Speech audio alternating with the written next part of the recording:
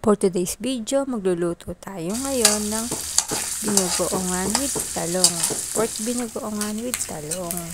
Ayan guys, pinakuluan na natin kanina ang ating pork at isinangkutsan na natin kasama ang alamang.